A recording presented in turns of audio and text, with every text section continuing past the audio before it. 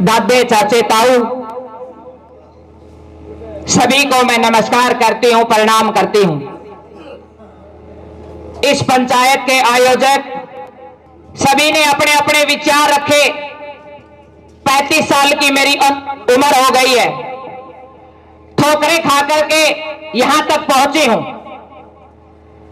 12 साल की उम्र में बाप गुजर गया, सब बहन भाई छोटे, मां चारपाई पे, 2 एकड़ का जमींदारा, गरां खाने ने रोटियां के लाले। बहुत कठिन परिस्थितियों से निकल करके आई हूं।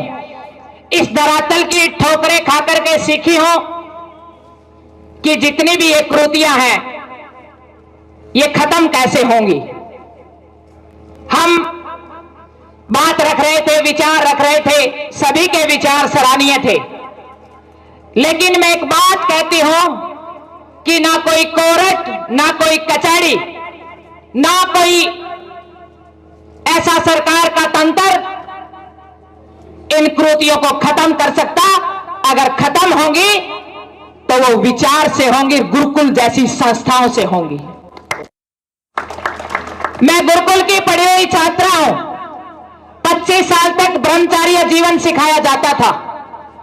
जब बेटी मायके में होती थी तो ये मेरी चाची ताई कहते थी कि बाप की बेटी गुदड़े लपेटी, कोई बेटी श्रृंगार नहीं करती थी। और जब ये गुरुकुल की पढ़ी हुई बातें आपको बता रही हूं और मेरे जीवन पे अनुसरण की हुई बातें मैं बोल रही हूं, जब माथे में बिंदी लग जाती है और होठों पे वो लाली लग जाती है तो उस बेटी का नजरिया अलग दिशा में हो जाता है। आप बड़े समझदार हैं, समझ रहे हैं।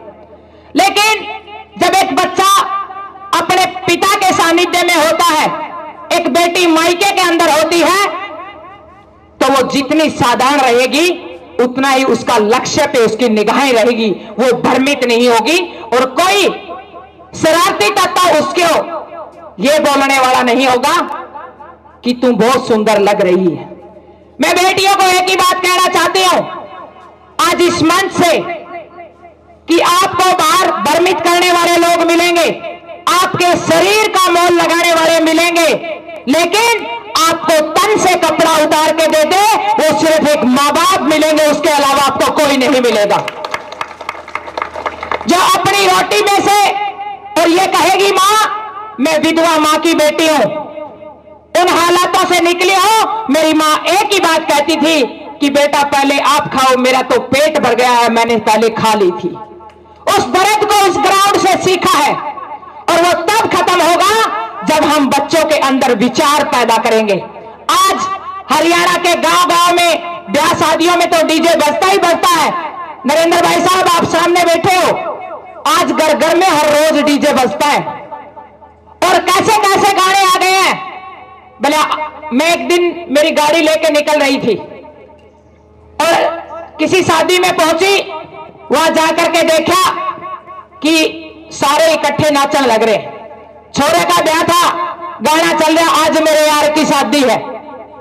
एक युवा लड़की निकली, निकली आज मेरे यार की शादी है। मैंने पूछा ये कौन? बोले या बंदड़े की बेबे।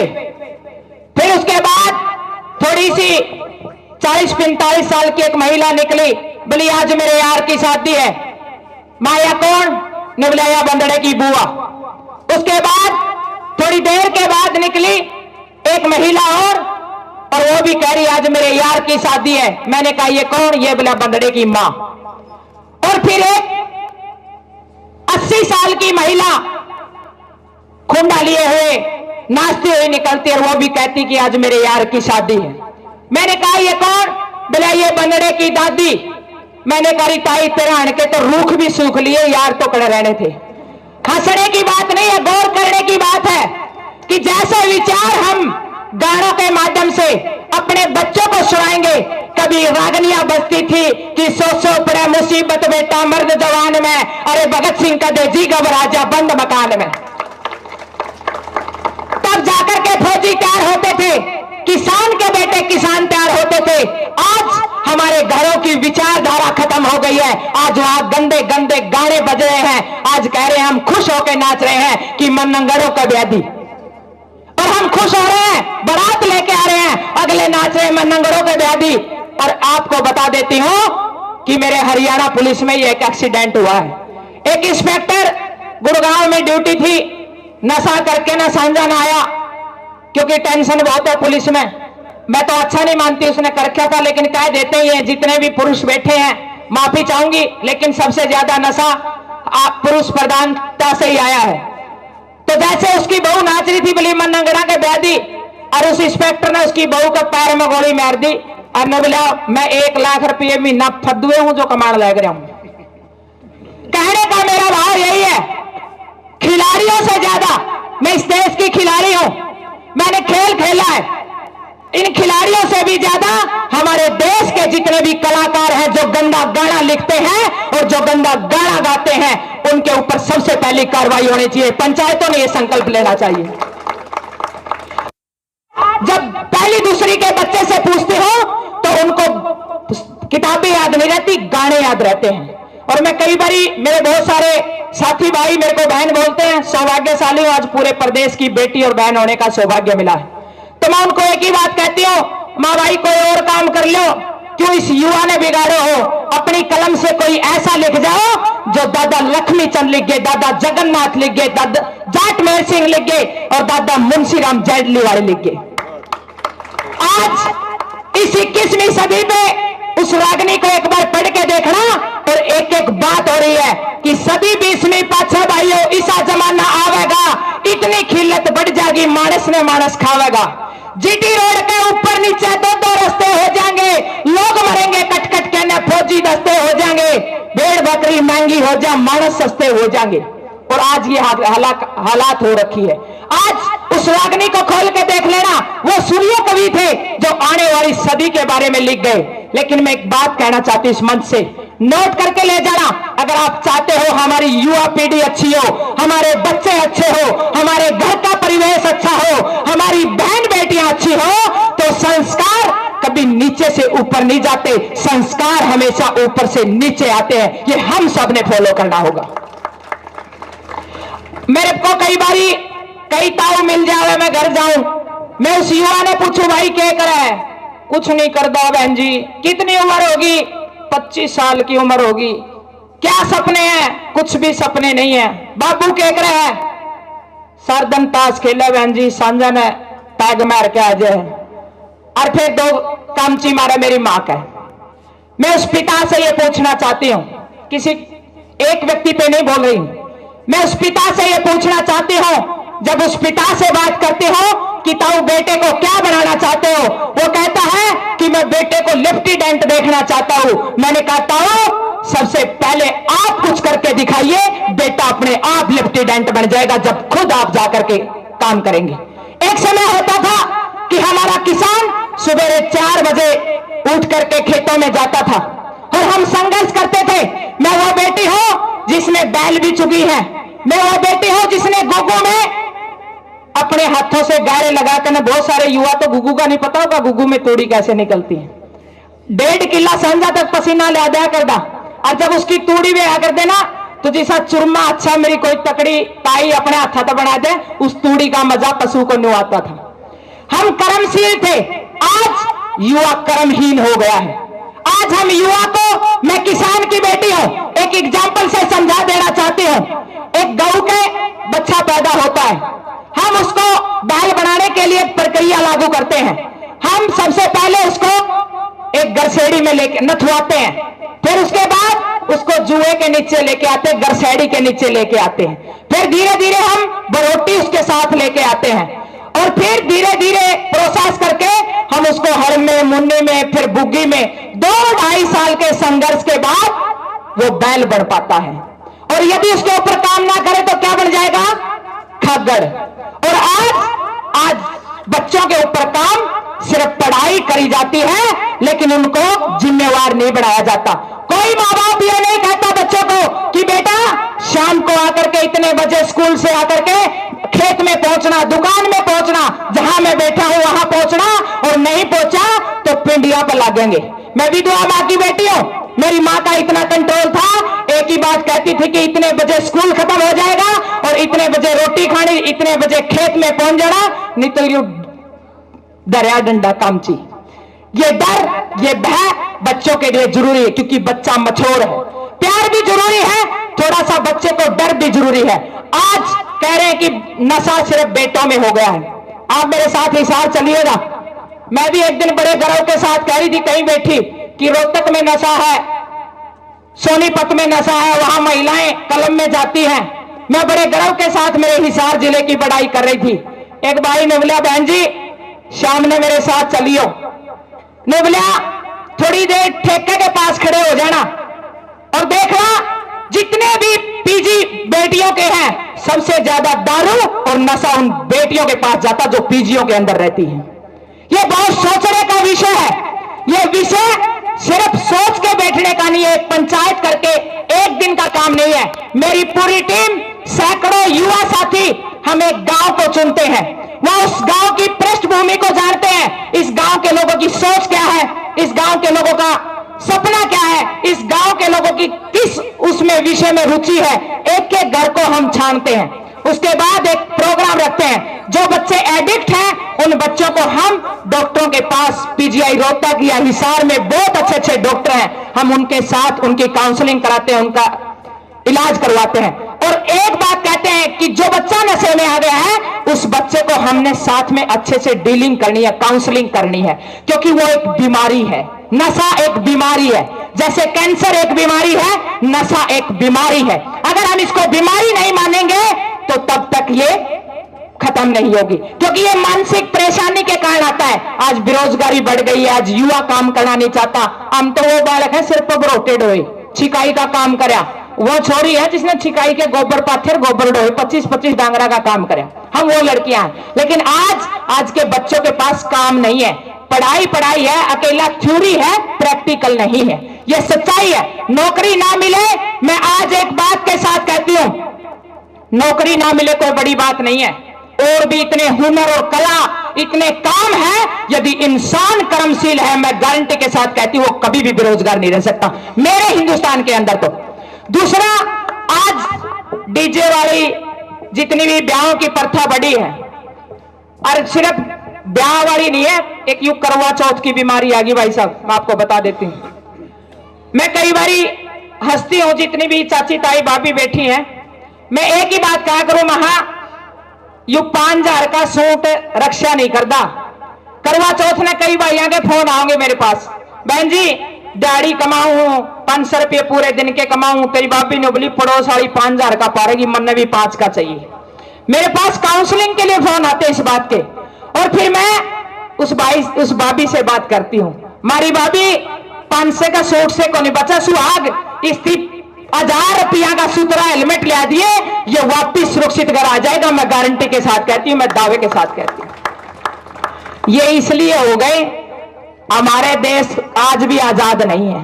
मैं गुरुकुल की पढ़ी हुई छात्रा हूं। स्वामी दयानंद विवेकानंद के विचारों का मेरे जीवन के ऊपर बहुत असर है, और मैं सौभाग्यशाली हूं उस मां बाप की जो अनपढ़ होते हुए मुझे एक अच्छे विचारों में ले गए, और जिन्होंने मुझे एक रेडियो के माध्यम से, टैप के माध्यम से, टीवी टावी मरगरा नहीं होया करता, अच्छे विचार सुनाए, अच्छी रागनियां सुनाई, और उसका असर मेरे जीवन के ऊपर आया। तो मैं एक ही बात कहूंगी, जो 5 साल का बच्चा सीख सकता है वो 85 साल तक आदमी नहीं सीख सकता। गर्भ के अंदर जो मां विचार रखेगी, जैसा उस बच्चे को बनाना चाहती है, गर्भ में जैसी सोच वो रखेगी, वो बच्चे का निर्माण वैसा हो जाएगा। मैं एक ही बात कहूंगी, कोई कोर्ट कचहरी नहीं न्याय कर सकती। अगर न्याय मिलना है तो हमारे संस्कार और हमारी संस्कृति में होगा, वो हमने बच्चों को शुरू से देना होगा, जब वो गर्भ के अंदर हो, तब जाकर के ये बदलाव आएगा। ये बहुत लंबा प्रोसेस है, और ऐसे ऐसे जन जागर हमने घर घर में जाकर के करने होंगे। और आजकल एक बात, और मैं आपके इसमें तो नहीं है, लेकिन मैं जो हकीकत है जो ग्राउंड की, आज तलाक ले रहे हैं। आज नन्हे नन्हे बच्चे खड़े हैं तलाक कोर्ट के अंदर, और एक ही बात कह रहे हैं कि माँ बाप को कि आप इकट्ठे रह लो, हम आपके साथ जीना चाहते हैं, क्योंकि बच्चे ने माँ भी चाहिए और बाप भी चाहिए। अब कल परसों एक खबर आई हुई थी, आप ये इस बात को बोल करके मैं अपनी वाणी को विराम दूंगी। कल परसों दैनिक भास्कर में एक खबर आई हुई थी, 2011 में एक दंपत्ति की शादी होती है, और 1 साल में थोड़े दिन के बाद अनबन रहने लगी, उस अनबन में एक बच्चा भी पैदा हो गया। 2013 के बाद वो दोनों अलग रहने लगे।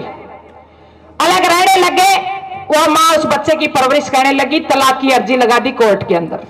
वो फैसला अभी 2024 में अंतिम उसमें आया।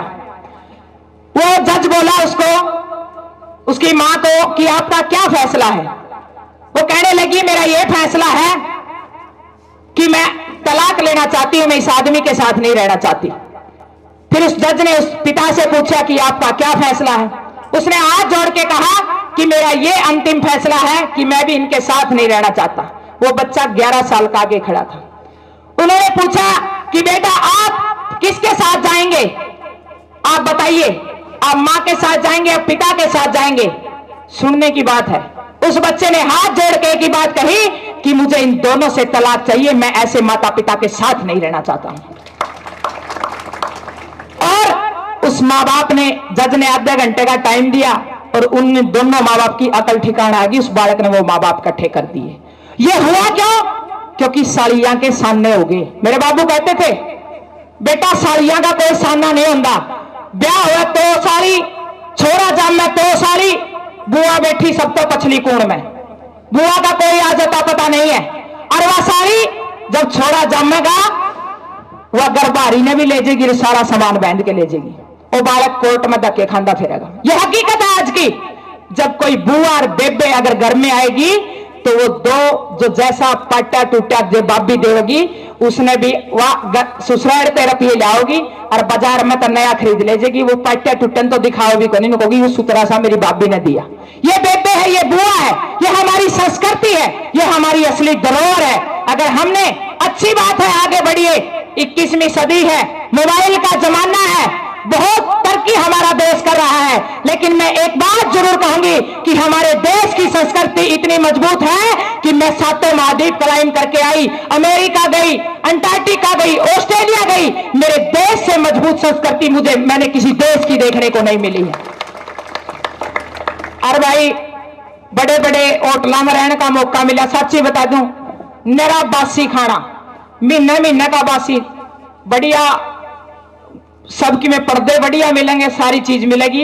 लेकिन सच बता दो, जो मेरी मां हरा की दाल आरा में धर के बनाती है, जो उसका आनंद, जो उसका स्वाद है, मैंने किसी 5 स्टार 7 स्टार में नहीं आया।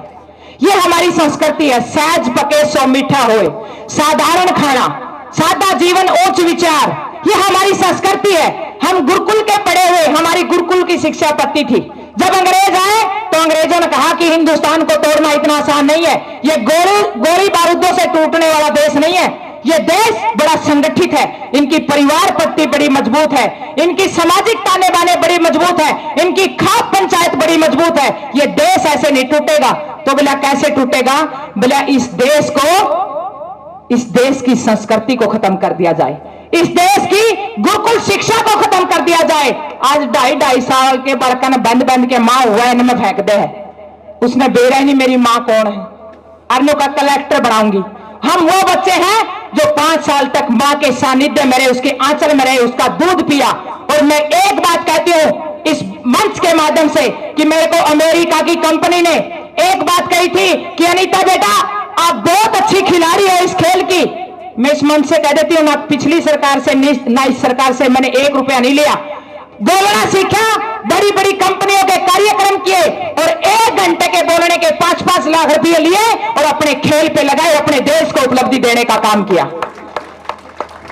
अमेरिका की कंपनी बोली अनीता जी बहुत अच्छे क्लाइंबर हो आप, बहुत सारी उपलब्धि दे दी थी, 2 बार एवरेस्ट कर लिया था मैंने, और भी बहुत सारी हिंदुस्तान की चोटियां चढ़ ली थी।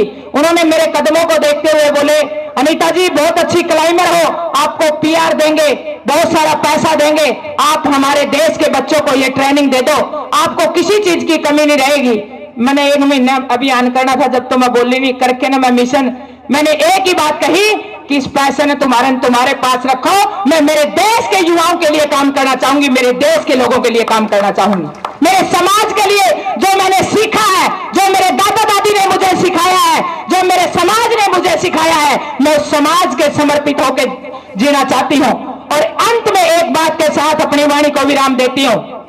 सब बहन भाई ब्याह दिए हैं, आज सब कामयाब है, मेरी मां बिल्कुल खुशहाल है, डाबड़ा के खेतों में मैंने मकान बना रखा है, घर में 8-10 गायें हैं, अगर आप चाहते हो हमारा परिवेश बदले, हमारा देश बदले, तो मैं आज इस मंच से एक बात कहूंगी कि रियल में नशा खत्म करना चाहते हो तो गौ माता का घर घर में वास होना चाहिए। मैं गारंटी के साथ कहती हूं कि बिल्कुल वो समाधान होंगे। और आज बिल्कुल खुशहाल हो, कोई जीवन के अंदर कोई इच्छा नहीं है, लेकिन एक ही इच्छा है। एक ताई ने बोली अनीता बेटा ब्याह नहीं कराया। माताई बहुत दुख दी, रग पे हाथ लगा दिया। मैंने कहा जब मेरी ब्याह की उम्र थी तो मैं बहुत संकटों में थी, रात रोटी के लाले थे, मां बीमार थी, बहन भाइयों को पढ़ाना था। और उसके बाद मैंने यूं खेल ऐसा हाथ लगा लिया, ना सरकार की पॉलिसी, और मैं जिस का हाथ लगा लेती हूं जिस काम को उसको छोड़ती नहीं। मैंने कहा वहां मेरा जीवन हिमालय की तरफ चला गया और उस हिमालय से मेरे विचार बदल गए। और मुझे एक ही बात समझ में आई कि एक तो मैं अपना पेट बांध के दो खातर काम करूं, एक घर खाते मैं भ्रष्टाचार करूं, गलत काम करूं। मेरा विचार बदल गया कि मैं अपने समाज के नौजवान बेटा बेटियों के लिए काम करूंगा, अपने देश को अच्छा बनाने के लिए काम करूंगा। तो मैं अंत में आप सभी का तहे दिल से धन्यवाद करती हूं। जितनी भी बुराइयां हैं इनके ऊपर बहुत सारी विस्तार से चर्चा हुई। आजकल नई और जुड़ गई, मोबाइल की और जुड़ गई। अब थोड़े दिन में मोबाइल के भी सेंटर खुला करेंगे और ये सच्चाई है। आज छोटे छोटे बच्चे इस मोबाइल के नशे में डूब गए हैं और ये खासकर मां इसकी जिम्मेवार है। बालक रोया नहीं और मां ने मोबाइल पकड़ाया नहीं। और मैं अपनी 2 लाइनों से अंत में कह करके विराम देती हूं कि मां आज तो इंस्टा पे रील बनाती रहना, आज तो इंस्टा पे रील बनाती रहना। आने वाले समय में ये बच्चे आपकी रेल ना बना दे तो मैं गारंटी के साथ कहती हूं, मैं दावे के साथ कहती हूं। तो पूरी पंचायत का सभी का तहे दिल से धन्यवाद। मेरी पूरी टीम बहुत अच्छे से काम कर रही है घर घर जाकर के।